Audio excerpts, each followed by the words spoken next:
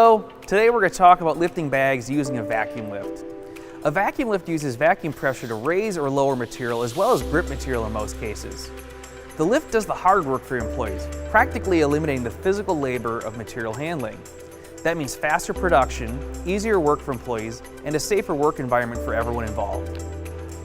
So as you know, bags offer a variety of ergonomic challenges. They can change shape based on how they're handled, stacked, or filled. The center of gravity in a bag can shift, especially when materials are loosely packed in the bag. And there's no solid edges or corners to hold onto typically like a box or a crate.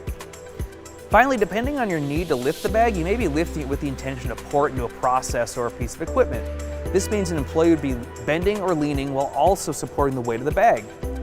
Today we're going to show you how a vacuum lift makes quick work of handling bags to improve your production on multiple fronts. First, let's review the types of vacuum lifts that we're going to use. We have our multifunctional lift, which is designed for two-hand operation. It comes in 9 models and has lifting capacities up to 600 pounds. We also have our high-frequency lift, which is designed for single-hand operation and comes in 4 models with lifting capacities up to 130 pounds. The reasons why someone would pick one over the other could be due to weight capacity needed, handle length requirements, or simply just preference in how they operate. Now let's talk about our suction feet for lifting bags. We have 2 styles of suction feet for bags, one with a foam pad that conforms to the shape of the bag, the other with a skirt that settles in the shape of the bag as well. Again, the selection of the foot is generally preference, but there are applications that may suit one better than the other.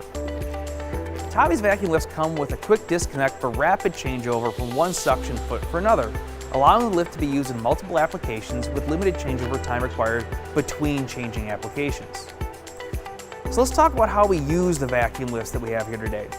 Our multifunctional lift, the up and down is controlled using the orange handle on the suction head. Once I make contact with the bag, the lift will take over for the vertical motion of the item.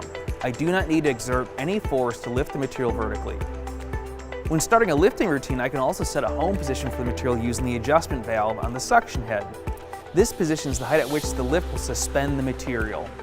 Each operator will want to set this at a convenient height for them to ensure they're not making too many unnecessary movements and that the material is at an ergonomically appropriate height for them. Letting go of the material requires me to open the valve all the way and break the seal on the suction foot. Next, let's try the high-frequency lifter.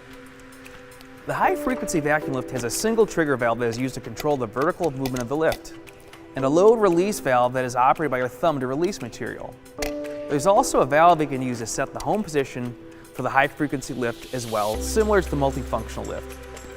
Another difference is that this lift has a hinge joint at the point of contact with the material for rotating or tipping materials. As you can see, with a standard suction head, paper and plastic bags are no issue.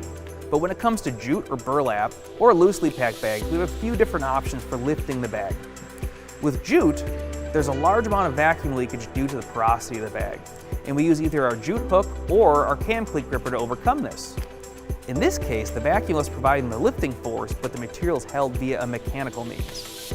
The cam cleat gripper can be useful for several reasons. It works great not just for bags that are very porous, but bags that are very loosely packed as well.